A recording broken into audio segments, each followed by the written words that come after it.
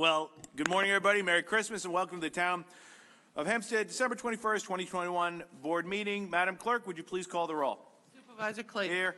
Councilman Blakeman. Here. Councilman Carini. Here. Councilman D'Esposito. I'm here. Councilman Dunn. Here. Senior Councilwoman Gooseby. Here. Councilman Muscarella. Present. Receiver of Taxes Janine Driscoll. Oh, great. I'm now going to ask Councilman Blakeman for the last time as a town board member to lead us in the Pledge of Allegiance. Please rise if you're able and join with me. I Pledge allegiance to the flag of the United States of America and to the republic for which it stands, one nation, under God, indivisible, with liberty and justice for all. Thank you, Madam Clerk. Please call the public hearing. We have a proposed local law regarding restricted parking in residential areas near Belmont Park Racetrack in Elmont. Supervisor, before we proceed, I'm going to ask that a typographical error be changed in the proposed local law. The streets that are listed in Chapter 202 under parking that state the restrictions for permitted parking as per this section shall apply to the following should include underneath subcategory 1, Sterling Road from the south curb line of Hempstead Turnpike south to the north curb line of 109th Street. That would be the third listed street following Locust Wood Boulevard and Heathcote Road. Thank you very much for that incredibly monotone description. And now I'm going to ask if any member of the board wishes to be heard on this. Madam Clerk, hold on. Is it street or avenue? It's Sterling Road. Right, but the end, 109th Avenue, just to be. Oh, I'm sorry, Madam Clerk. It's 109th Avenue. Thank you. Okay, we're good? Great. Does any member of the board wish to speak on this item? If not, there are a number put in their slips regarding this. We'll start with Bob Barker. I'm going to ask anybody who comes to public comment, you just go to the back podium, and you have 3 minutes, and we welcome you here today. Thank you very much, Dominic. All good. Thank you.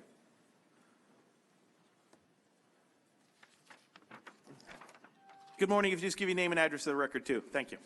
Good morning. My name is Bob Barker. I live on Sussex Road, homeowner over there, and I'm also the president of the Locust Wood Gotham Civic Association, which covers that area. Today, I'm here to express our concerns in reference to the parking going on from Wellington Road all the way back to 109th and the streets as far as Plainfield going back east. The parking restriction at this point in time has been a total inconvenience to the residents of this area.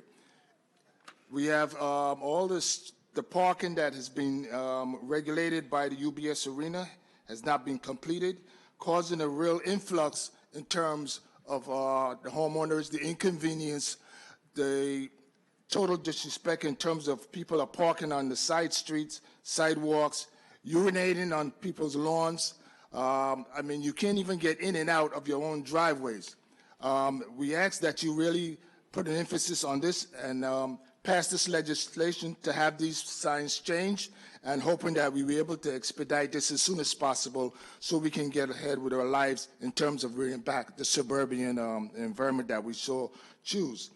We don't want to feel that we're living in Manhattan or even by in Brooklyn, but we want to maintain this suburban life. And we're asking you that you pass this legislation in terms of having these signs changed, and we would like this to be done effectively as soon as possible so we can have some peace and quiet and without the total disrespect and interruption for this entire community. Thank you. Thanks, Mr. Barker. Appreciate you coming down. Just so you know that, we heard the concerns right away of the residents. We also received a communication from the police commissioner, and that's why we added this emergency board meeting to address it now. If we didn't want this to wait until January, we wanted to be dealt with right away. And we appreciate you coming down and supporting this because we want to get on this right away. You know what? You deserve, some tranquility and a great area. And that's why I said, that's why we put this on the calendar because the arena, obviously is affecting your community and your livelihood and your enjoyment. And that's why we're here to get it done for you, okay? So, but thank you very much for coming down, and Merry Christmas to you. I'd also like to say, in reference what Supervisor said. Bob, you've been a pleasure. You're a true gentleman. The patience of Elmont supersedes all the commotion and the stuff that was dumped on you from unkept promises, not having the parking garage in place at the time of the event. I appreciate what you've done here today by bringing this to the attention of the board. This is an accomplishment of yours in communication with the community, and you're truly a good public servant. I thank you for being the intel to make us who we are. Have a Merry Christmas, Bob. Next, I have Ross McDonald. Hi, good morning, Mr. McDonald. Just give your name and address for the record. That'd be awesome. McDonald, 43 Hathaway Avenue, Elmont, New York. Since day one, since the UBS Arena opened up, there has been chaos with the traffic and parking. It seems that UBS underestimated the parking problem and traffic problems extending from Hempstead Turnpike and even on their own parking facilities. They lacked, traffic agents, parking agents to control the traffic and direct the people to proper parking. And in this, in this instance, many of the Islander fans found it very convenient at our expense to park wherever they could, 3 blocks away from the arena. And this situation, they have been parking in front of homeowners, homeowners' houses, parking wherever they could find a space, zooming past stop signs, exceeding the speed limit of 30 miles an hour. I'm sure there's been a couple of accidents that were reported. There's not enough sufficient police present to enforce the parking and speeding laws around Elmont that border the UBS Arena. Me and my wife experienced this personally on day one when the UBS Arena opened up with the Islander fans. Now, the situation with that was on Hempstead Turnpike, there was insufficient police presence from the 5th Precinct, insufficient parking employees, insufficient traffic agents to enforce the traffic rules on Hempstead Turnpike. So what do the Islander fans do looking for parking if they couldn't get into the parking lots in the arena? They scramble through our neighborhood speeding over 30 miles an hour, passing by stop signs, and parking wherever they could find parking and jamming people's driveways.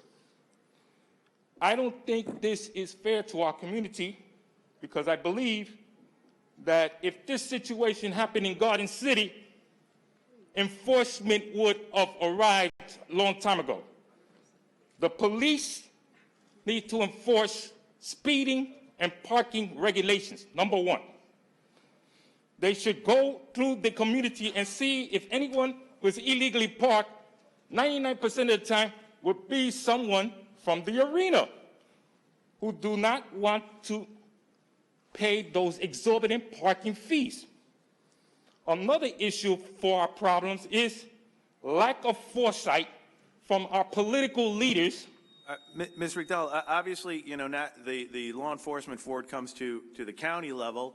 That's the county representatives. But I do want to let you know, like yourself and our other speakers, residents reached out to us. We did get a letter from the commissioner asking us to address this, and that's why we're having this meeting, to pass the legislation, to then ask the county to do the enforcement. And I know Commissioner Ryder said they will get them in there. But that's why we're here today. We want to help you. We heard you loud and clear, and that's why we're doing it. And like I said, if we pass it today, it'll be going to effect right away. And they have to be good neighbors to you. And like I said, so we stand with you. So we appreciate you coming here today. And like I said, I feel confident about the vote on this. And then we'll get it right to the county. And I know that, you know what, after the first of the year, you're going to have somebody up there in the county, you know, who's really got a say and is hearing you loud and clear right now. He sits next to me, so that's a good thing. But like I said, that's why this meeting's here today. If we didn't have this meeting here today, it would have had to wait till January. And I know the residents in Elmont don't want to wait until January. So we're here for you today, okay?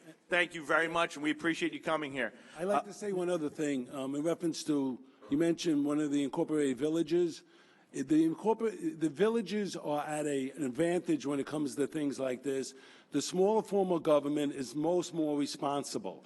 So South Floral Park, Garden City, when something like this is to take away the suburbs from us who pay the taxes to live in the suburbs, it's very important that here today, that we're doing this to be a higher form of government, which is a little bit less responsive, but we're following the protocol of the villages to dial in to make sure that my hometown, Elmont, gets proper representation. And if the county is not doing the proper job, I want everybody to know that the next county exec of Nassau County is coming from this board, Bruce Blakeman, and I would like to acknowledge him for all the future help that he's going to give the town. So hang in there, Elmont. Thank you very much. We appreciate it. Next, I have a slip from Rudy Mirage.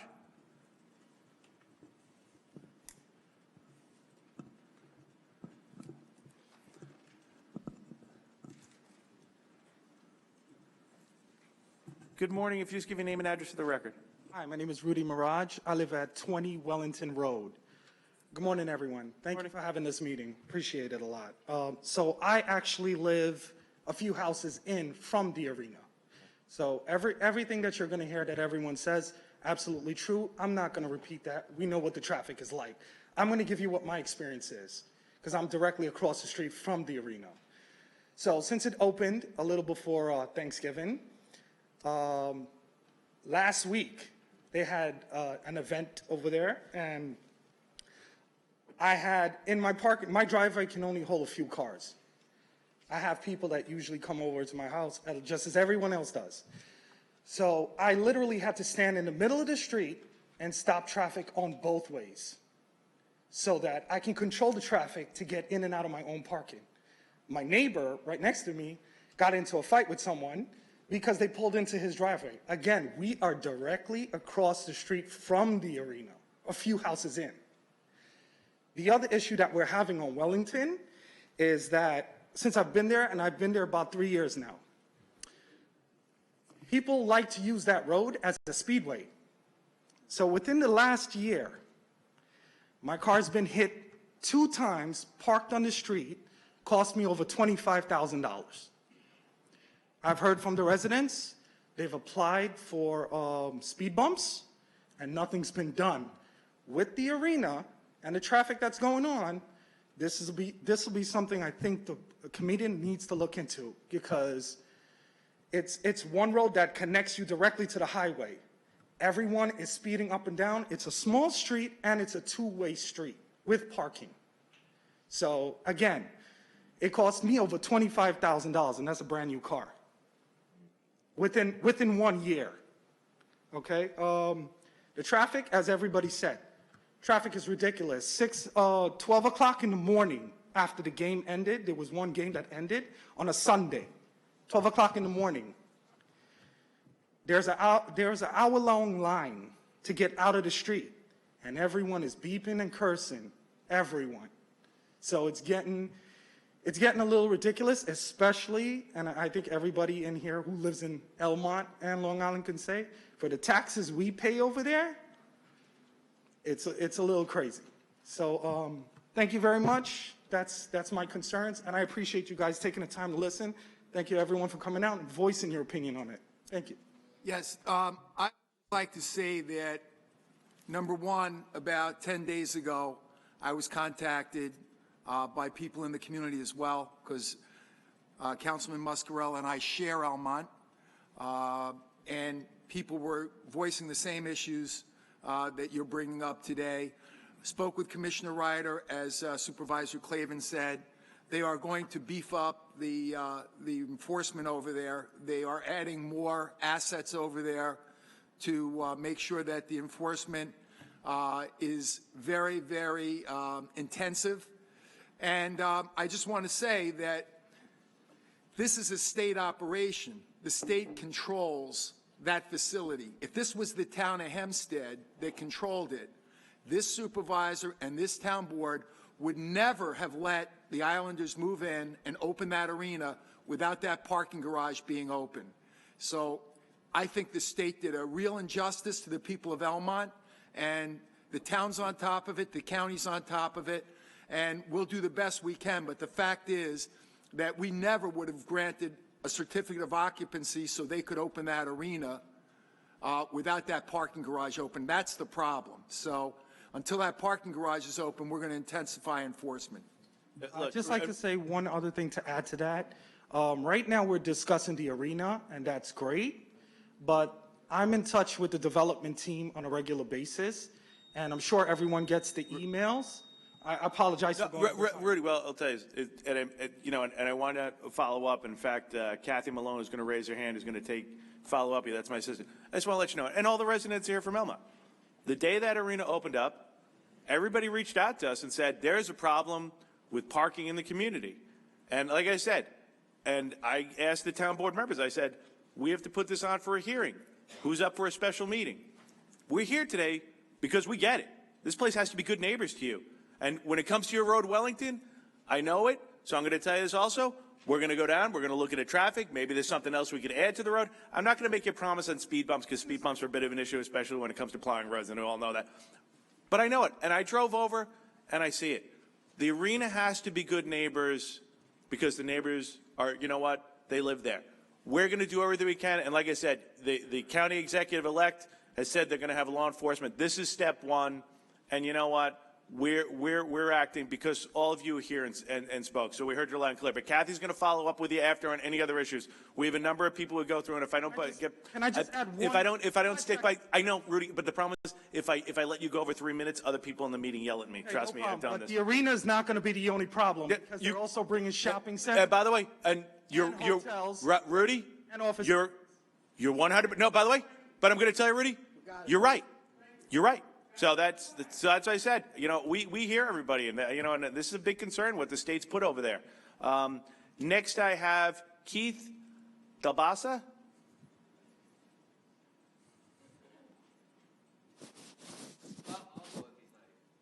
Well, I got to go through the list of names. I got a list of names, so it's Keith. Are you here?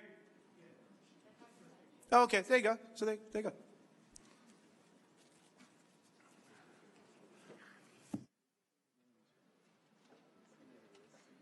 Good morning. If you give your name and address for the record. And for the gentleman in the back, sir, if you can go in the back and you can do the sign-in sheet in the back area when you walk in, they'll take your name and number and we'll get you right on the list. Morning. How you doing? Give your name and address for the record. Good morning. My name is Lori Barbosa. I live on Hoffman Avenue in Elmont. My concern is the traffic, obviously, but I have a bigger question here.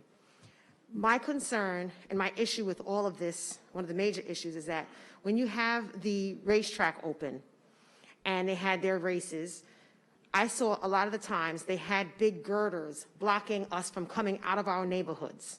You couldn't get onto Hempstead Turnpike at all. You literally had to go down Elmont Road and cut around. You couldn't get onto onto Hempstead Turnpike. Now I'm seeing something completely different. So where is the energy that was used to keep us from coming out of our neighborhoods onto Hempstead Turnpike? Where is that energy being used to stop these people coming into our neighborhoods? There's drinking, there's fighting, there's urination. Some of these young ladies are drunk. I mean, where is the energy that was used for that situation? Why are we not getting the same thing? And you're talking about having police out there. Tell me, where is that money going to come to pay for those police? Is that coming out of our tax dollars, or is UBS responsible for that? I would imagine for police enforcement, that's absolutely going to come out of all of our tax dollars.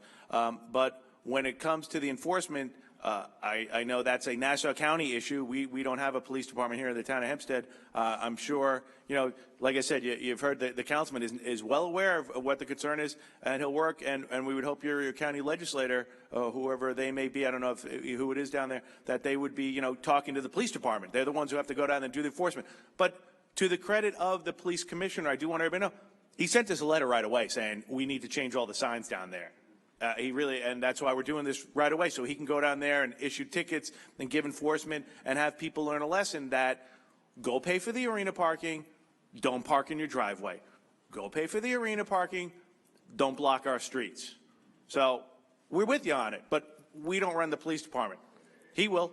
but he's going to be there on January 1st, and he gets it. He wants to help. That's why we're all here today. So we'll do what we can, but the other forces that really comply with the enforcement, the blocking of streets, that's not us, and I can't tell them what to do. But like I said, what this community has reached out to us, and we're here to do what we can to try and alleviate that. Because you know what? We're going to do the best we can, and now the county police will have a tool or a mechanism to go in there and really teach people who don't live, they're driving into your neighborhood, and they don't care, and that's not right. So that's why we're going to give them a tool to write some tickets to them, teach them a lesson. Go pay $40 to go park in the parking spot. Don't block Rudy's driveway. That's what we're trying to do here today. Now, I do have another question. Yeah. I was on a Zoom call, and there was a discussion around having these permit for parking. But it was said that it was going to be a couple of those blocks right off of Hempstead Turnpike. I don't live right directly off of Hempstead Turnpike. I live on Hoffman. We did. So my question to you is if you're going to do that, what happens to the other blocks, like Hoffman and Bayless? Actually, we expanded it much more. Okay. And we've actually asking, Joe, am I right? We're asking the state to expand the whole map. That the state gave us, limited what we could do. So we didn't say like 2 blocks in Elmont. We're doing it for all Elmont. We're doing it for everybody. But you know what? Because our concern was exactly that okay, they're alleviated here, but now they're going further in. That's not right. So we're doing all of it, but we've also reached out, and the town attorney can explain to you, we're asking to expand this. Joe? That's exactly correct, Supervisor. There, on our administrative calendar, which follows this hearing, you'll see what's called the home rule message. We're asking the Senate up in Albany and the Assembly in Albany to pass legislation that enables us to expand the parking district vastly to other areas of Elmont that have been impacted, that have been affected by all of these events, and also Belrose Terrace, too, which has been affected by all these events. Yeah. I mean, the state put this over there, and now the state's got to clean up their mess. We're going to do what we can here, but you know what? The state shouldn't say, it's only, this part of it. We're taking care of all Elmont today, but it's not just Elmont that's affected by this arena. So we're asking the state to really have the foresight to realize what you've put in this community is affecting several others. So we're with you, and so I just want to fill you in on that one. Thank you very much. And thank you very much for coming, and Merry Christmas. Next, I have Nicole Belizaire.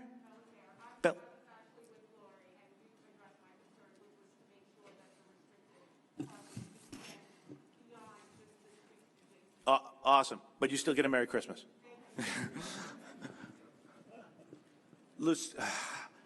Lakeisha Gale?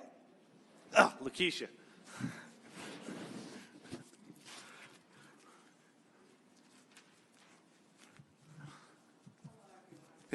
Good morning. If we just get your name and address for the record. Thank you very much for coming out. My name is Lakeisha Gale, and my address is 10 Heathcote Road in Elmont. So I'm literally right across the street, as Mr. Rudy said. My house is literally one house away from across the street from the new arena. I'm right outside of the gas station, the mobile gas station. Yeah, so I am not going to even bore you with the extensive issues that we're going through, because I know it's kind of redundant to you all because you've been sitting here listening to it over and over again. And let me first say I appreciate this meeting. Number one, I appreciate the fact that you are willing to stitch up a cut that you did not do.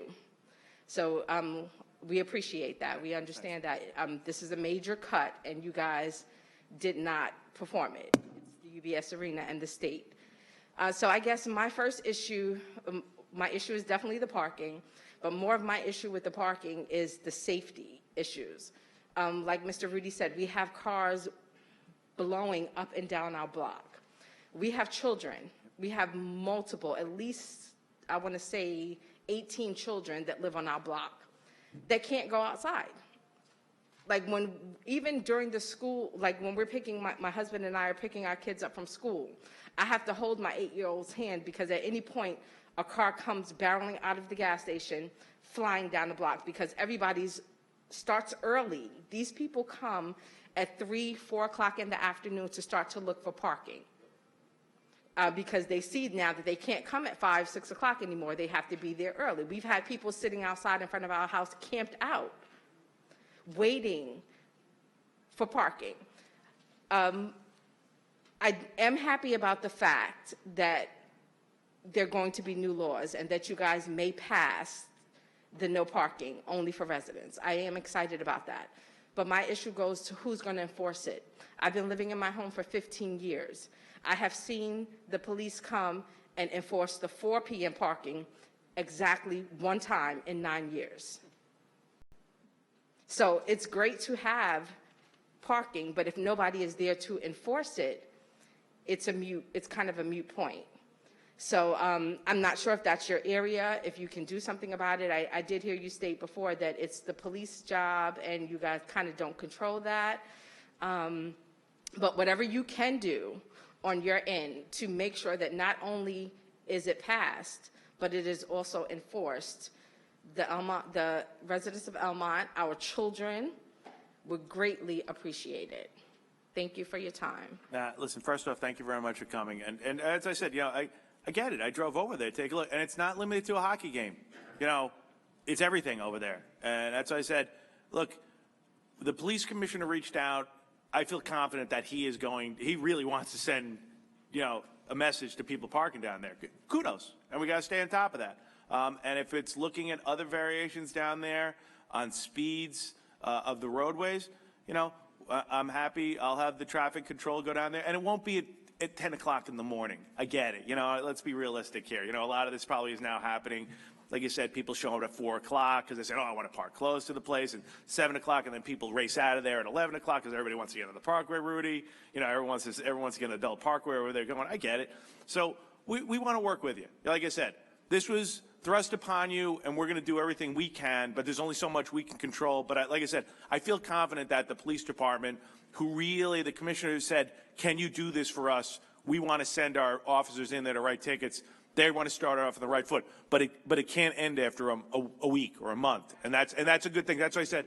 And so we'll monitor it. We'll work with our colleague who's going up there. But like I said, the fact that the police commissioner was like, we want to get people in there. We want to do it. I think he's well aware that the state put this in there. They didn't open up a parking garage. He's getting the calls, and he's tapped into doing the right thing with the residents too. And like I said, and I'm happy to follow up with doing road studies down there too. We want to be good neighbors. And Kathy Malone right there. Raise your hand, Kathy. Kathy, that's my assistant. You give me that. I'll take that. Next, I have Lori Barbosa. Oh, you jumped the line. All right, you still get a Merry Christmas too. All right, Michael Gale. Hey, how are you? You what? I did give you a Merry Christmas in the beginning. I promise you that. I said that first. I make sure I have it right here. Wish everyone Merry Christmas. I'm trying to say that. Now you got me all nervous. Michael, Merry Christmas. Can we have your name and address for the record? Michael Gale, and 10 Heathcote Road. That's my wife. She pretty much covered everything. What I will say, I'm concerned about the employees of the racetrack. I'm sure all of them don't make $1 million a year, so they're showing up early to work and looking for a parking spot that they can afford. And if you make minimum wage, you probably don't want to pay $50 to park every day. So I come home with my kids, and I have people parked in front of my house. And I'm being as nice as I can with my kids in the car, and I'm explaining, you can't camp out here until the restriction is lifted. You just can't do that. And I feel bad, but I don't.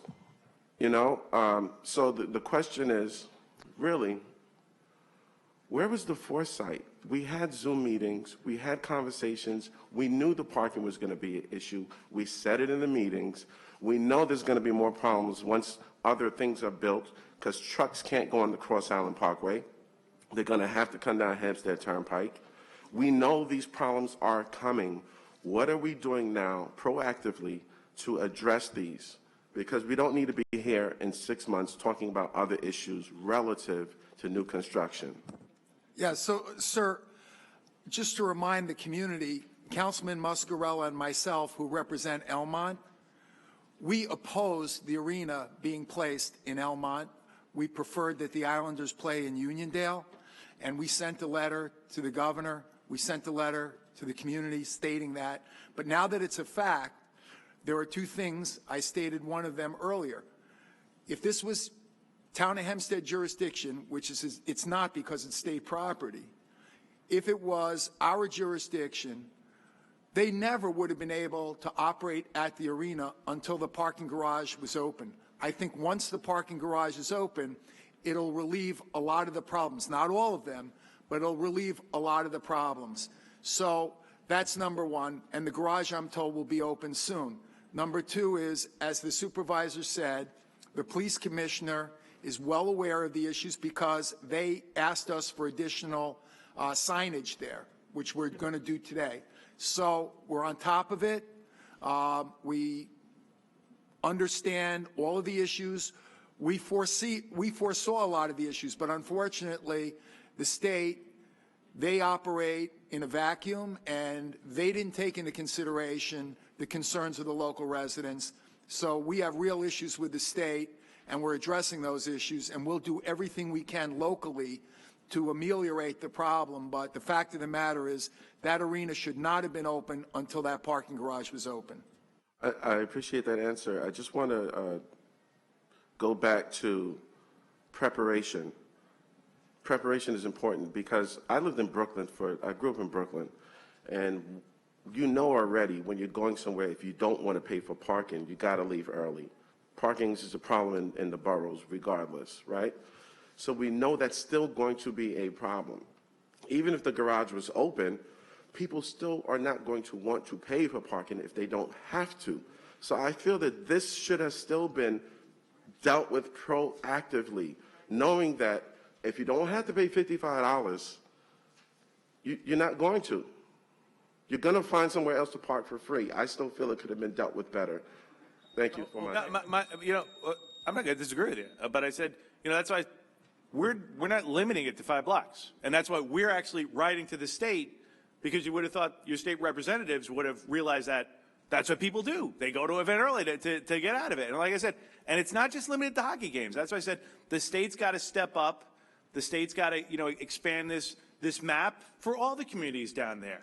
And it's unfortunate, the state did this, and then we had the foresight, the board members, to say this is coming. I knew it was going to be a problem down there. You did, but I will say the nice thing is, if it passes today, the sign's going up quick.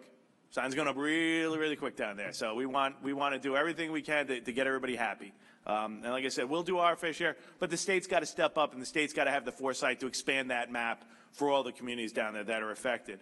Michael, I know I wish you a happy Merry Christmas, so we're good. Angel Joyer? Don, and Merry Christmas. Don? Yes. Just one thing. The signs are going up starting this afternoon. That's how serious the town board is in getting this done. They did not have the parking garage open. If they were fair to us, they would have let there be free parking until they sorted out that mess. When you do the math, it's $40 to park there. If you can get free parking, I know the way the situation is, you go looking for free parking. The signs are going up. If you do the math, the ticket now from Nassau County is $150. If you get the tickets on the car, I'm not saying we're going to balance Bruce Blakeman's budget, but $150 is more than $40 to park. So we're hoping to push them back into that mess with the garage that is not properly prepared. So we're on this. Hi, good morning. You just name and address for the record? Good morning. Angel Joyner. Morning. I live on Biltmore, 234 Biltmore Avenue. And that's not fairly close to the arena, even though it is close. Yeah. Biltmore is off of Hempstead Turnpike, but it goes back for 3 blocks with cross blocks. That's how far people are willing to walk. When I come home, I have a relationship with a lot of the law enforcement there, and the ones that I know, I am law enforcement. I see that they block certain blocks, but it stops at Warwick. So Biltmore is after. The following blocks are not blocked for the incoming. So when I get home, I have to circle. I'm a corner property. I'm on Murray Hill. and Biltmore and Waldorf. My property goes to the back. So when I come home, it seems like there's a party at my house because the whole radius around my whole property is full of cars. They do block the driveway. They do block my garage. And not being redundant, but it's even the style that they park. They park bumper to where people can't even get out that live in the house that were there prior to them parking. The other issue is the litter. Because they walk so far to get back to me, because they're heading towards Dutch Broadway. Once you're back by me, you're willing to walk very far.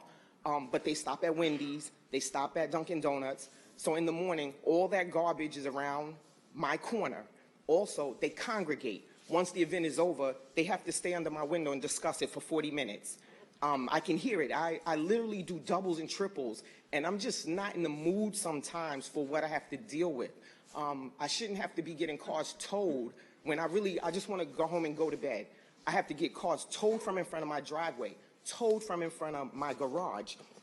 Also, the urination, that is a problem.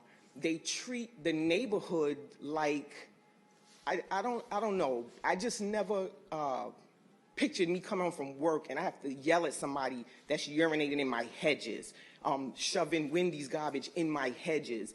I don't know, it's just, I don't know the word to put on it, but it's extremely aggravating to come from a stressful job, to come home to a stressful situation, and then they want to be confrontational about something they're wrong about. So that's another issue. I also wanted to say, there were two events where, I don't know what the events were, but they had helicopters. And I thought SWAT was outside. Like, the helicopters just hovered. They didn't choose to have a place to land. They literally hovered for the whole event. That's another, that's a disturbance in a residential neighborhood to just hear a helicopter for these two events. I don't know if it was opening night and one other event, but it was two separate nights that the helicopters stay out there relatively late. Angel, we hear you loud and clear. Like I said, you know, it's unfortunate the state and the state representatives, you know, dropped this upon, and we're doing all we can. That's why I said we're not limiting it, we're expanding it, and we want to expand it even more. But we'll stay on top of the police, and like I said, the county county executive elect said he'll stay on top of the police for enforcing, because that's what it's going to come down to: constant enforcement, so people understand this is a residential area. And you know what?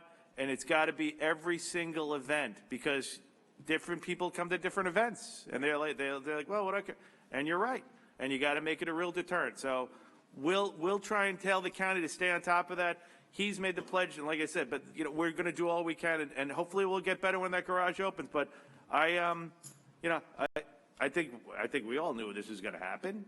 I think before I became the supervisor, they approved this thing. But I think you're shaking your head. I think we all saw this coming. But now we're saying, all right, we're going to expand it. But the state representatives have to expand that map for more areas up there to protect them, because somebody said it before. If I can't, you do a 5-block radius. You say, if I can't park 5 blocks away, I'll park the 6th block. You know, someone's always looking to say, like, I'm going to save my $40, and I get it. So we'll keep doing what we can here, but you know, the police have to do their thing, and we're hopeful the state will do their thing. And thank you very much. Harold Fong.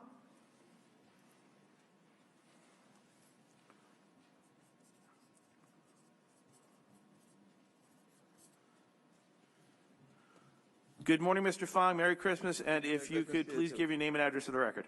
My name is Harold Fong. I'm live in 153 Claridge Avenue in Elmont. Basically, my issue was addressed, but again, we talk about the expansion. I'm not directly across the arena, but as you say, if you guys limit the parking restrictions, it's going to be like a domino effect. People are going to look to go past that and past that and so on and so forth. So basically, right now on my block, there's already a parking issue. Because I lived in Elmont for over 20 years, and I've seen the increase as far as residency. You know, there's a lot of absentee landlords who purchase properties and rents them out, and maybe there's like 10 people in the house, and you can't, they only have parking for like 2-3 cars in their driveways, and it's like 5 people. I come home, and there's people that lives 2-3 houses down, parked in front of my house. So it's already a parking issue, and people are putting cones in front of their houses because they don't want people parking in front of their house. So I know a lot of the things were addressed, but we need to do something about this because, you know, it's a problem right now. Yep. And when you talk about issuing parking permits to residents, so my question is, how many is each household? Is there a limit to how many permits that will be issued to a home, or how are you guys going to figure this thing out? How many? Because if a single family home has, for example, you know, 10 residents, I'm sure, you know, there's a lot of absentee landlords, they rent rooms in their basements, which is illegal. So are you going to provide permits to all these cars?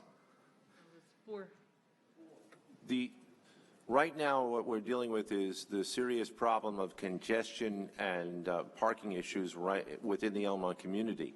It's the clerk's office that will be issuing the registration stickers as well as the guest permits. The building department is supposed to deal with the question of illegal apartments, and it would be improper for us to either utilize the new local law, the additional local laws that we think are coming, as a way to circumvent the building department's jurisdiction. The problems you're talking about are real, but enforcement for those belongs directly with the building department. And it would have, it would subvert the effect of what we're trying to do for parking in Elmont if we suddenly imposed upon the clerk's office a requirement that people prove that the place where they live is not just the house itself, but also not an illegal apartment. It would, in effect, throw a monkey wrench into the proper enforcement and execution of this parking regulation, if you follow me. Now, that's not to discount the seriousness of the illegal apartments, but that's an enforcement matter for the building department, not for the clerk's office, and not by using the parking area or the parking legislation as an end run around the proper enforcement by the building department. Understood. All right, thank you, guys. Thank you very much for coming today.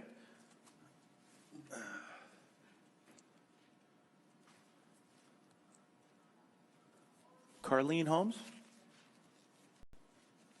How you doing? I got this.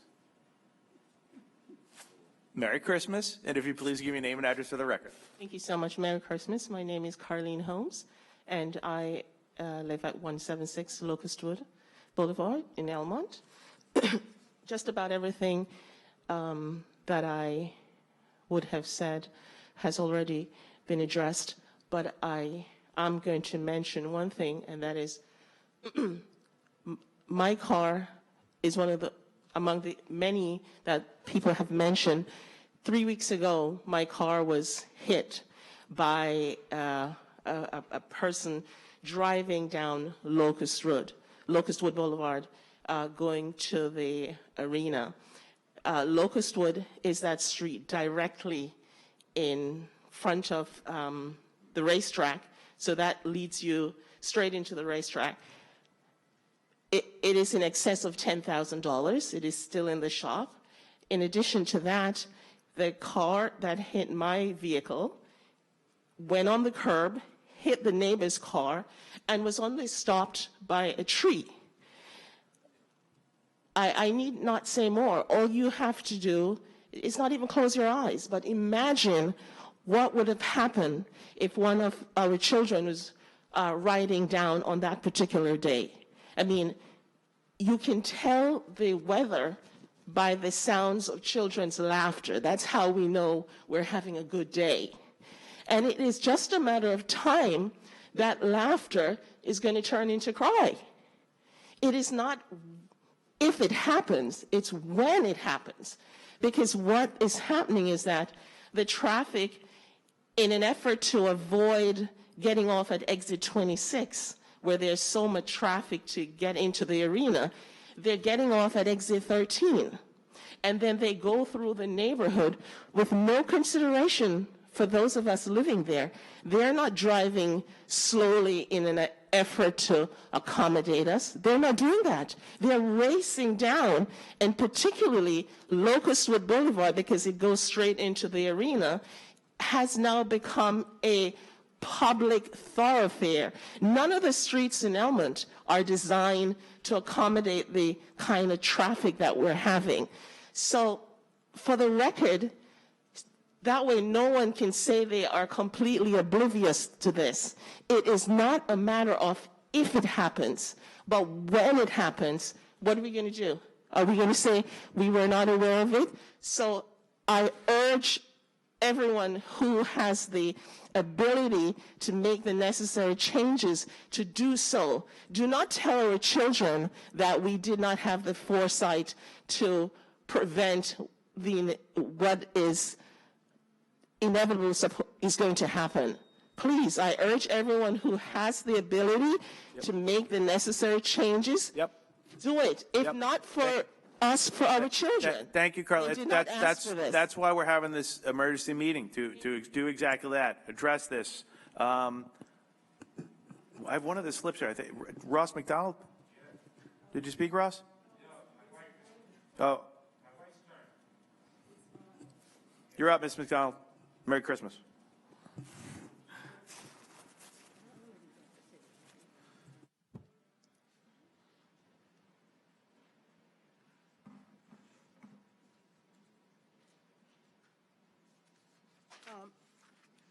Brenda McDonald, 43 Hathaway Avenue, Elmont, New York. Hi, Ms. McDonald. Hi, Merry Christmas. I just wanted to make sure that I spoke about just one thing. Everything else was addressed, and the extending of the area, because I happen to live on Hathaway on the dead end, and that parking situation has been a problem, not just for the arena, but for the racetrack. And this is fall, winter, or winter now. But spring, summer, when people are coming and they're looking, because right now they're not moving that far, but eventually they will make their way down to Hathaway Avenue. We've been blocked in, we've been parked in, you know, illegal parking, all that has been previously stated. So I just wanted to let you know, and Ms. Mascarella's office and Dominic, they have been very helpful in helping us to get like no parking on the dead end. But because we're on that dead end, and who knows, well, people can't park in those other areas, to just please extend the parking all the way back to Hathaway, you know, the parking sign. So we too, because you know, on a dead end, we drive in because we're on the right. So in order for us to get out, we have to back into our driveway, make a U, and get out. People have parked us in the middle. They parked our, you know, driveways. And so I know you're being considerate, you're understanding. I just wanted to reiterate to push it as far back as you can, because we need that. We need to have a civil lifestyle, because it's been vastly interrupted. Yeah. Thank you. Ms. McDonald, thank you very much. And like I said, I mean, I don't think there's any surprise to anybody who was opposed to it. I don't think it was any surprise to me. So we're going to do what we can do in the town. The county's got to do the enforcement. You got someone coming up here. But like I said, I don't know what your state representatives were thinking when they said, hey, let's do this. It makes a great idea. But they did it. So we're going to do the steps we can. And that's nice of you to say nice things about working with Tommy and Dominic. You know, Tommy's probably going to start going out this afternoon and banging up signs himself. He's so committed to this, and I respect that. I don't have any other slips on item to be heard. That's okay. I'm gonna go through. If you didn't sign in and you haven't spoken yet, if you come on up to the mic, sir, and give your name and address for the record, that'd be awesome. And a Merry Christmas. Good morning. Dale Davids. I live on Locustwood Boulevard. I have a few suggestions. Most of the stuff that people talk about, I'm concerned about too. But these are things that could help. So I think we could ask for some of these streets near the arena to be turned into one-ways, because it's only going to get worse with the stores and all that coming back there. And then we can also ask the UBS to reduce the cost of the parking until that structure is open, and in their marketing let people know that, hey, don't park in the neighborhood, go in the parking lot.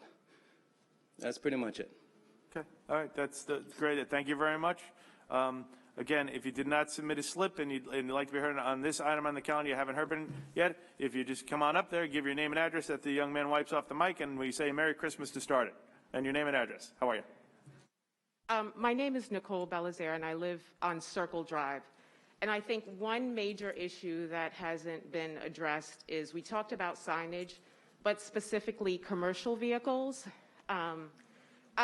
Circle Drive is on the other side of Gotham Avenue, and what we've been seeing are construction trucks, even on nights where there are games or concerts, party buses. So again, I live in a circle, I have a corner house, and naturally the street is very narrow. And what's been happening is, whether it's construction trucks getting stopped or stuck on the block, party buses late at night, they can't go forward, they can't reverse, and so it becomes an issue where these vehicles are being held up on the street for half an hour or more because they can't reverse or move forward, and then naturally residents can't get in or out of their homes. So if there can be specific signage preventing these vehicles from coming in to these side streets, because then that becomes a major issue, even a hazard if there's a fire or, just residents trying to get in and out of the neighborhood. You know that there was a dedicated truck route, and we reached out to police precinct to point that out. That said, there were parameters that were set. Everyone's got to abide by them, and the police department was informed about that to go down and do enforcement just of that, because they're not supposed to be in there. Yeah, they're not. And this is happening every weekend. I mean, just And look, it's been open for a month. That's what I'm saying here. I don't get what the state reps were thinking, but we'll do what we can. And like I said, and we'll work with the police to try and you hit on it. Like I said, we want to expand it. Yeah. We want to really limit it down there to send a tough message. And you know what? So working with it, I would say, you know what? Just keep in communication with Councilman Muscarella's office. He's got a good staff that's down there. You call Dominic, he'll talk to you about maybe putting no commercial truck on the street, and we'll figure that. It's already there or no? Dominic, where are you? Okay. There he is. All right. We're going to wipe that down, and then you didn't sign in there. If you come on up there and give your name and address, and Merry Christmas to you, sir. Merry Christmas, Mr. Supervisor. My name is Ray Aurora. I live at 3712 Terrapin Place, Seaford. I'm as far away as from the Coliseum, from the arena as possible. But it seems to me like the plan is that once you pass this legislation today, you'll go ahead and start enforcement after the signs go up. My question to you is, why doesn't the town board, the incoming county executive, the police commissioner have a public service announcement during the game? Or during any event that happens at the arena, or there's also a sign outside. I passed by it last night. Why don't we just let people know in advance rather than wait for the tickets to come in and for the word to spread? I think, and I'm a nobody, I think I can get John Ledecky on the phone within 4 phone calls. I'm pretty sure the county executive can get him within 1 phone call. But just a simple public service announcement so the word spreads, that you don't have to wait for tickets to come rolling in for people to... It's a really good idea. Maybe they could do that. Maybe Bruce can give the message, because I know fans are really excited when a politician has a public service announcement at the arena. I'm sure they'll give him a round of applause. But it's actually a very thoughtful idea. And you know what? The tickets are all digital. Maybe they could attach a message to these digital tickets saying, "Hey, don't park in the neighborhood." You know what? It's a great idea. There are some people who actually would probably run out. There are many who won't, but there's some people that might run out in the middle of a game to go move their car. That's great. Thank you very much.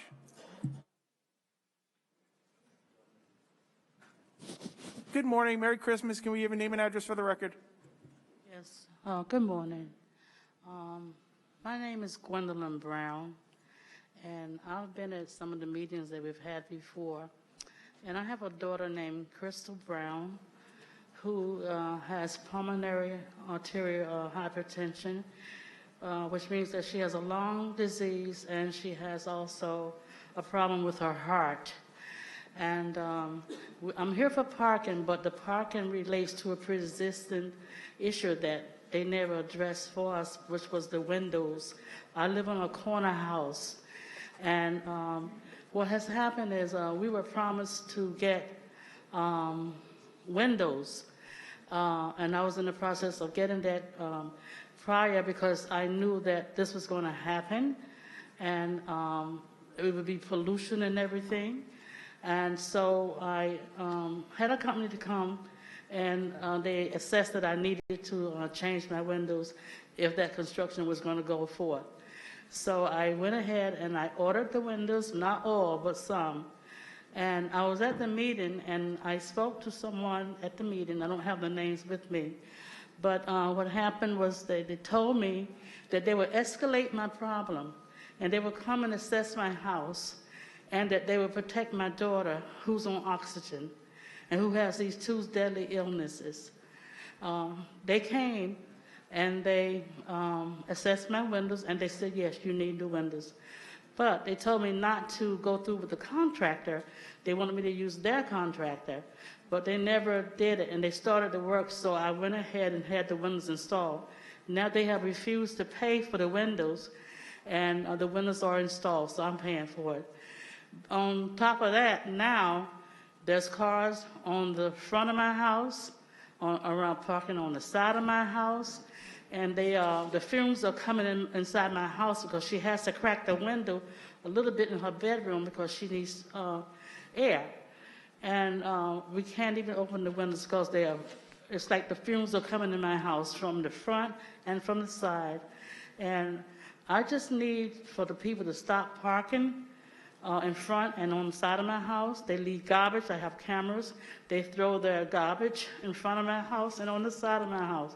We have to clean after each game. It's not fair for people to do this. So I think immediately I've been promised that they would escalate and make my daughter priority. They never did it. I think that today or tomorrow someone should come and put a sign and say, do not park on the front or the side of this house, because it is causing my daughter to have a shorter life. So what are we going to do about that? Okay, I don't know who you talked to. I don't know who you talked to about the windows, but why don't we? I know the windows is the problem, yes. I understand, but why don't we have? But the parking wait, Dominic, you make back it there? worse. I'm sorry. Is Dominic back there? Okay, maybe I can ask Joe. See the nice woman? That's Joe. Joe works with me. Joe's going to get your address of your property, okay? Yes, they did that before, and they told me they were escalated because my daughter had a deadly disease. Okay, we're gonna have somebody go down and take a look for you, okay? All right. Okay, Joe? Yeah. Where's Joe? Joe, where are you? Right back there? Great, right in the back room. He's coming around right behind you. He's coming around. He's coming around now. He's right there. All right. Have you spoken yet? But each speaker gets one on the topic. So, but if we'll stick around and talk to you after. You know that. Anybody else who did not sign in, who has not spoken, that wants to talk about this item, if you please go to the mic and give your name and address. Merry Christmas. Merry Christmas. I want to thank Ray Aurora for being here. He has a new podcast, bipartisan, called To the Point with Mike and Ray. And they deal with such issues, and I hope some of these speakers will join him. Is this regarding this item on the calendar? This is. Okay. What concerns me is that, once again, you keep pointing to the state, as well as Councilman Blakeman pointing to the state. Regardless of the fact that this arena is here, everyone knew it was coming. I noticed some speakers talked about prevention.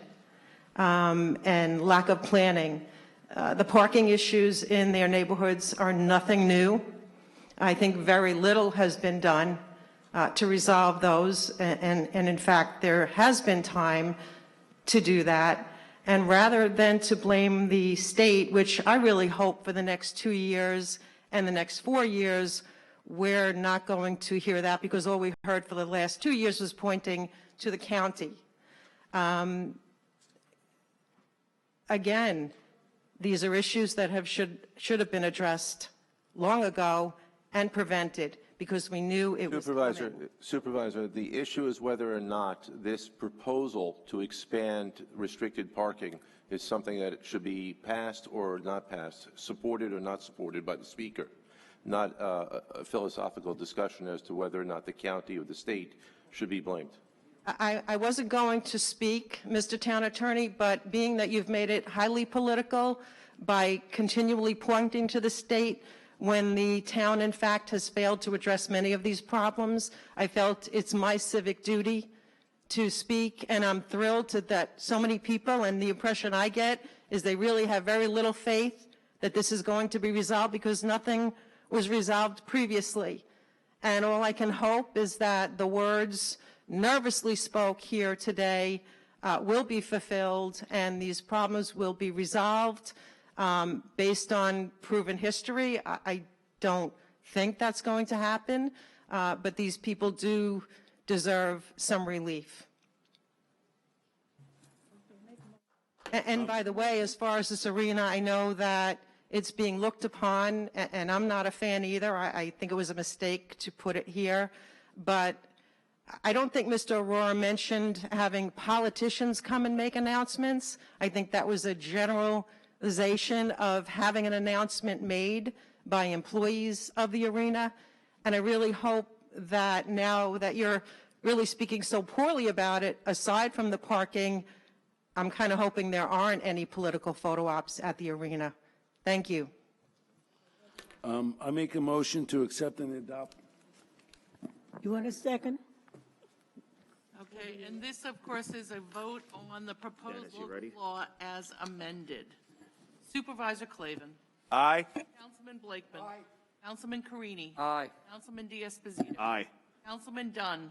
Aye. Senior Councilwoman Gooseby. Aye. Councilman Muscarella. Yes. Okay. Thank you very much to the residents who came here today. It's passed. And like I said, now call your state representatives and ask them to expand that map to the other communities as well. And if they do, we'll adopt it. We're sending the communication to them to do that. You know what? We'll do as much as we can. We do appreciate all of you coming out today. And again, I know I wished everyone here because I made sure of it, but a Merry, blessed Christmas and a Happy New Year to all of you. Thank you for coming here today. Madam Clerk, please get the roll. Please call the administrative calendar. Yes, there are items 2 through 7 on the administrative calendar. I also have 2 items that are of an urgent or emergency nature. The first is entitled a resolution calling a public hearing on the proposed renewal of a cable television system franchise agreement with Cablevision Systems Long Island Corporation. And the second resolution is entitled a resolution authorizing the acceptance of a sea turtle structure and stipend from the New York Marine Rescue Center for the purpose of community engagement and awareness about endangered sea turtles. Those items will be added to the administrative calendar as items 8 and 9. Thank you, Madam Clerk. Does any member of the board wish to speak or separate any item in the administrative calendar? I like turtles. Okay, I have a couple of slips in who would like to be heard of this. We start with Diane Madden.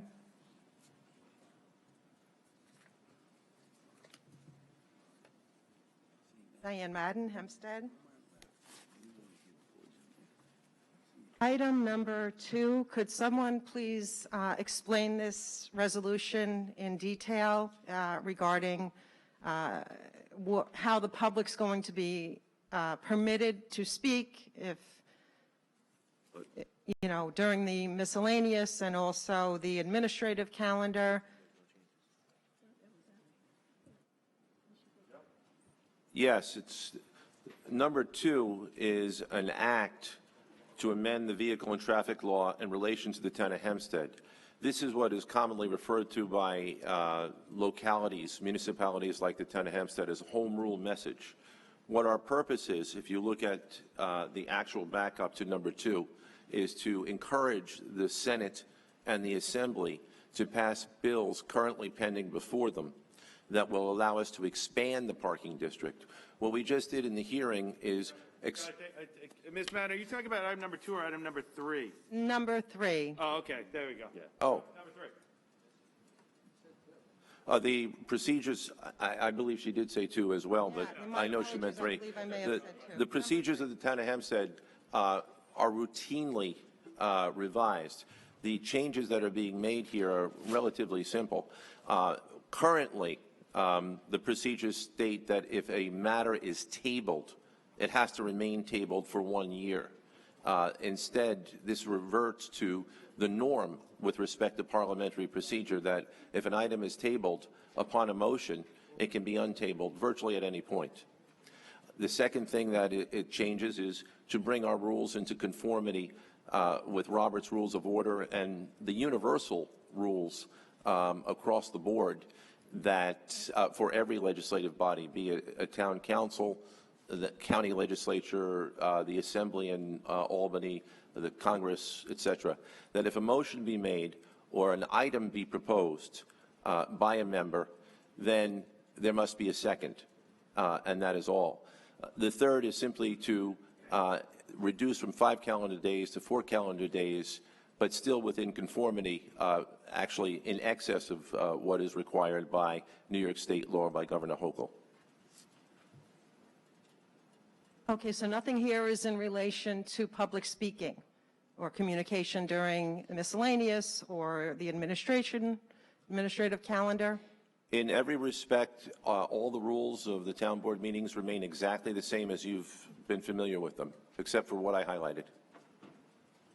Very good. Thank you. Okay, I don't have any other slips in the administrative calendar. Is anybody else wish to be heard that did not sign it, like to talk in the administrative calendar? If you'd please, okay, you don't have to yell. If you please come to the back and give your name and address for the record, and Merry Christmas.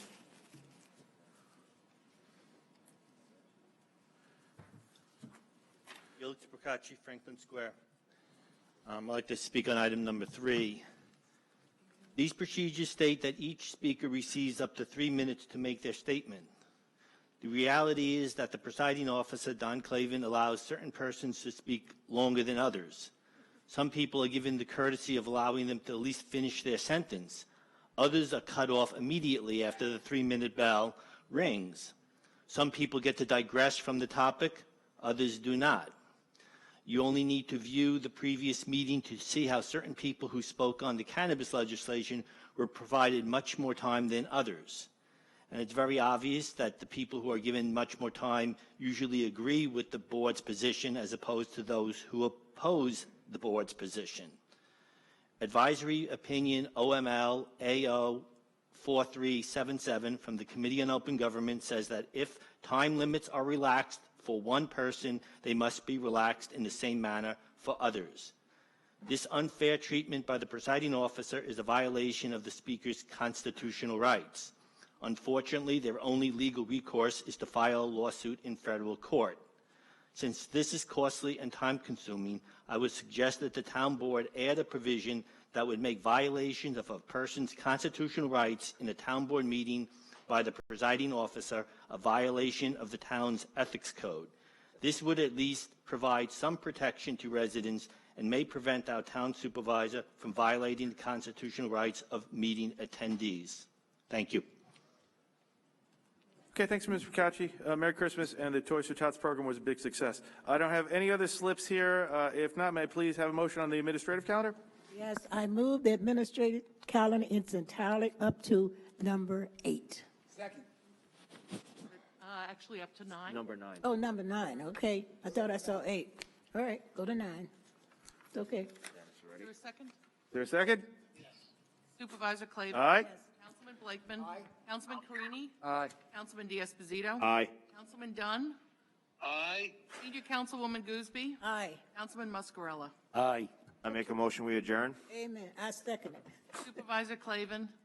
Aye. Councilman Blakeman. Amen. Councilman Carini. Aye. Councilman D'Esposito. Aye. Councilman Dunn. Aye. Senior Councilwoman Gooseby. Aye. Councilman Muscarella. Aye. Okay, before we begin the public comment, first I do want to wish everybody a Merry Christmas and a happy and a safe New Year for everybody. This is the last board meeting of our colleague on the town board, Councilman Blakeman. As everybody knows, he's the county executive-elect. I just want to say on behalf of myself, all the colleagues on the town board, everybody you work with, we wish you much success. We wish you only great things. It's been a pleasure and an honor to serve with you on the town board, to be friends with you. I think you're a really good individual. I want you to succeed. We look forward to working with you. And as a very simple gesture, we have a nice cake that says congratulations, but we want you to really enjoy what you're about to do. Thank you so much. at that. Come on, everybody, come on. Kate, right there. All right. Hold on. Kate's coming, hold on.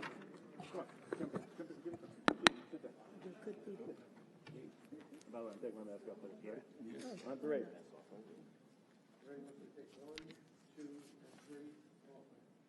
Thanks, Mike. Thank you. Congratulations. If,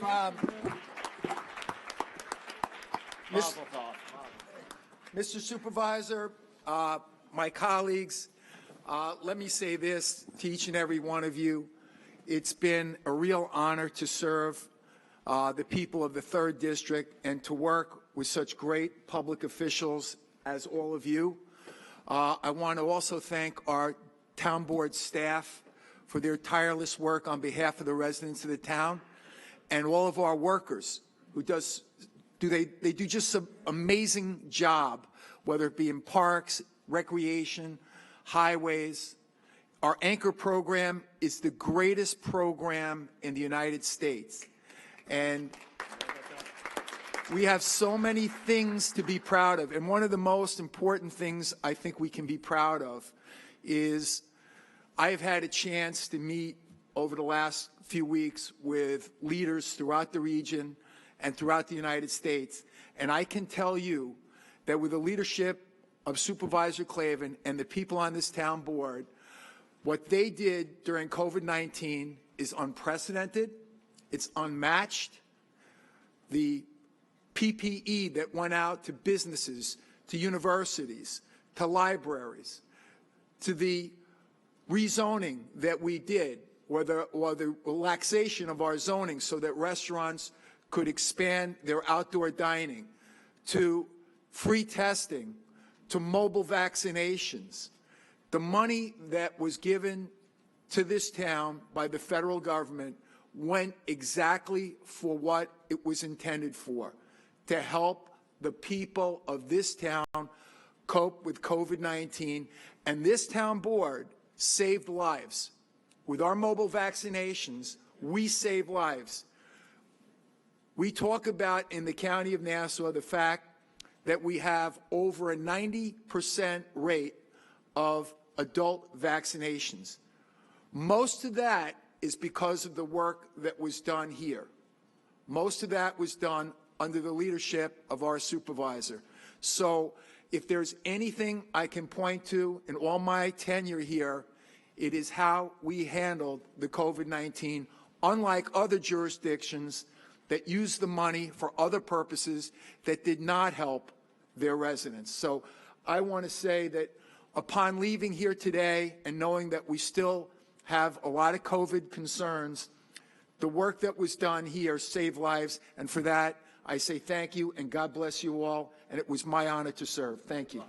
Good luck, Bruce.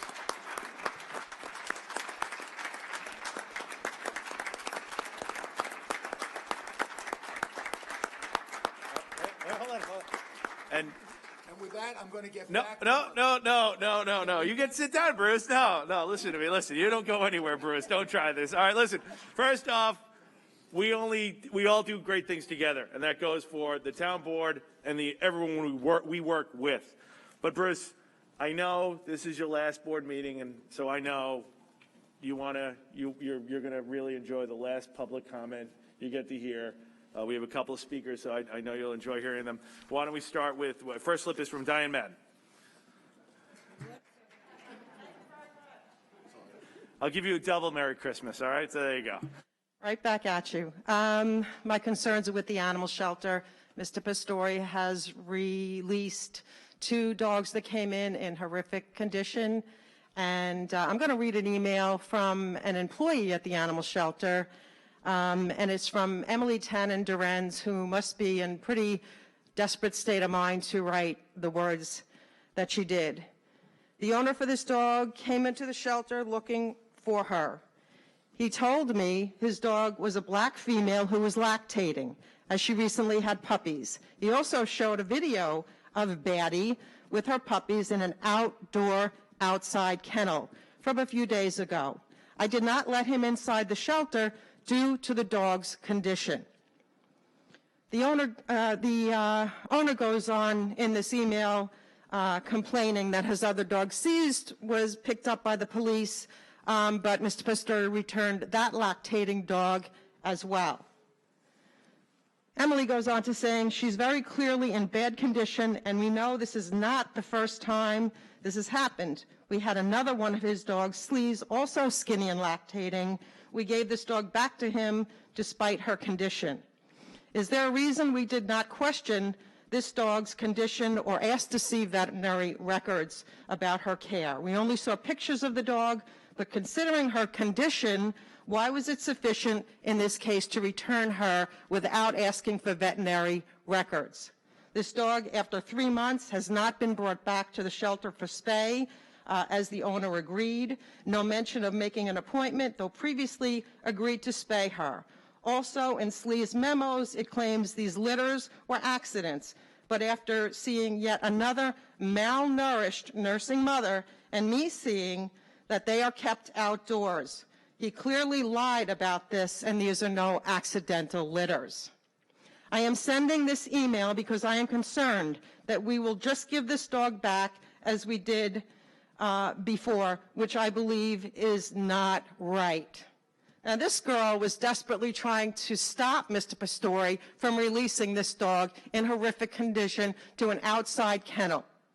Both dogs are not taken care of properly, and who knows how many others. Once again, given the dog's condition, I would ask for vet care paperwork.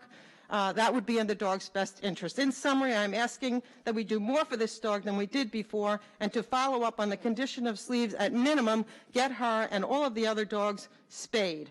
This is how she closes it. I cannot imagine I am the only one that feels that way. Well, I can tell you, Ms. Tanner is not the only one that feels that way. And you want to talk about unkept promises, Councilman Muscarella, this board is filled with them.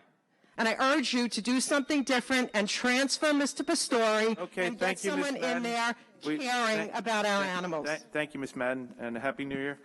Next slip I have is Felix Procacci. These two come to all meetings.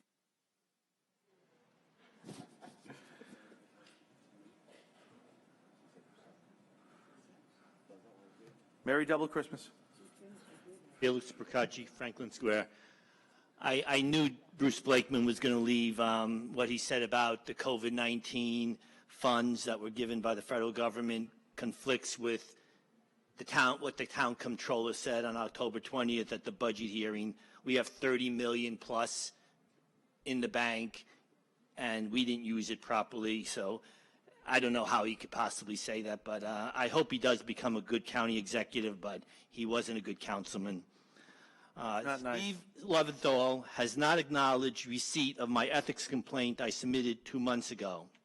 I sent him an email yesterday, and Mr. Nocella at the last town board meeting said he was going to ask Mr. Leventhal to contact me. Who can I talk to about getting this problem resolved?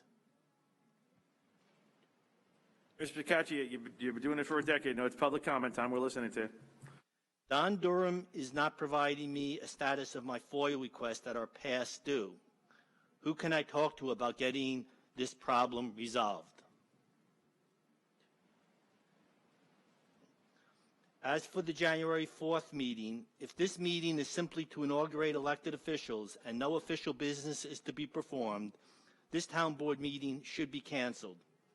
Supervisor Clavin, instead of having scores of employees sitting around for 2 hours accomplishing nothing, why not have them search town hall for all the federal CARES invoices so we can close out my FOIA requests, which are overdue by over 10 months. Also, just so you know, the town board meetings by law must be open to the general public. A town board meeting cannot be an invitation-only event. Over a month ago, Councilman Blakeman went before the press asking that the federal infrastructure funds be used to help veteran organizations affected by COVID-19. The town has over $30 million of unspent COVID-19 relief funds in the bank. Yet this town board, in the 3 board meetings since Blakeman's announcement, has not allocated any money to help these veteran organizations. Who can I talk to get help with this issue? I do love your signs outside blaming Kathy Hutchell for the mask mandate. I wish you would put your name on everything you do, Mr. Clavin, and all the elected officials, including Kathy Hutchell, every state senator, every state assembly person, every congressman. I wish we'd all put our names on what we do so people could know that we didn't spend money properly on COVID-19. We'd have your name on it. We know that we renovated bathrooms for individuals with COVID-19 funds. I wish everyone would put their name on it. I wish they'd put names on how much each mailing cost and how many toys were actually collected for that $50,000 mailing. Thank you. Okay, just so you know, the Toys for Tots told us it was like one of the biggest successes, so that's a good thing. I don't have any of the slips on the public comments. Anybody who didn't sign in wishes to be heard? Then I will tell everybody a Merry Christmas, a Happy New Year, and blessed health for everybody next year. See you next year, ladies and gentlemen. Take care. Bye-bye. Oh, okay. Yeah, I did ask, and so why don't you come on up there to the mic and give your name and address. I'm sorry, I've had a couple of cups of coffee. It happens. Good morning, Mr. Clavin. And I guess congratulations to Mr. Blakeman, but I'm not sure if it's starting off in a right foot with his mask mentioning the governor and this and that.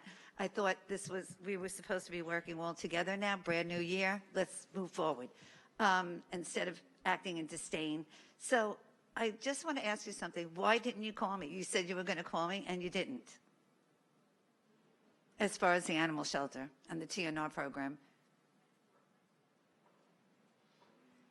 Pretty sure I asked somebody on the staff to give you a call there. Why would you ask somebody to give me a call back? I thought I was going to hear from you, and I'm hoping to still. So if you could find it some way after the new year to call me, and we'll discuss what's going on. Oh, Mr. Pastore, did you make a phone call?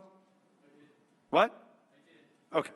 Well, that wasn't you, and I don't want to speak to Mr. Pastore. He's part of the problem with the shelter. I think you might think he's a very nice person, but when it comes to handling the animals and a huge shelter of this capacity and the TNR program, you could revert back to the TNR program during, say, COVID protocol, but he really doesn't have the authority to do that. You have the authority to change and revert the program the way it was, not just once a week and not just saying that it's because of COVID. It can be done. Okay. And you have to by the call way, me. I don't want you to call. After the meeting, I did follow up, and I was told it's once a week, but when people show up without an appointment, they never turn anybody away. So. No, that's not. No, I went there and I said, well, that's not true at all. Okay, that's the representation I was made to me, so I'll follow up on that. If that's not the case, then that. Call me like you said you would, and you kept saying I was going to. I was expecting Donald Clavin to call me so I could tell you, how my feelings and what's going on with the shelter as a citizen and not somebody that actually is working in the shelter. I need to speak to somebody outside of the shelter. Donald Clavin. He might be nice to you, a nice person to you. You're only here for a couple of years or a year. So we have a lot of experience knowing Mr. Pastore, and I would never even take anything that he says for word. And he has numerous lawsuits against him. That should speak for itself. No, this shelter has to be run by somebody who's capable of handling an animal shelter that cares about animals and that is working towards no kill and not snapping its fingers in front of people that care and killing an animal or doing something stupid like releasing a lactating, skinny dog. I mean, he's got to be able to make the right decisions. We need somebody in there he doesn't even want to be there. He said it. He wants to be transferred to another place. Just let's work on this in the new year, please. I beg you. We've been doing this for years now. Diane Madden wouldn't be coming here for years. I mean, she likes to know what's going on in her community as well. But for the animals, we are passionate and we know right from wrong. And okay. All right, I'll follow up on the other stuff, but I do appreciate you coming in. Anybody else that didn't submit you said you would. Is anybody else here that did not sign in wish to be heard? If not, then I'd say again, Merry Christmas, a Happy New Year, and health and happiness to everybody. Thank you all.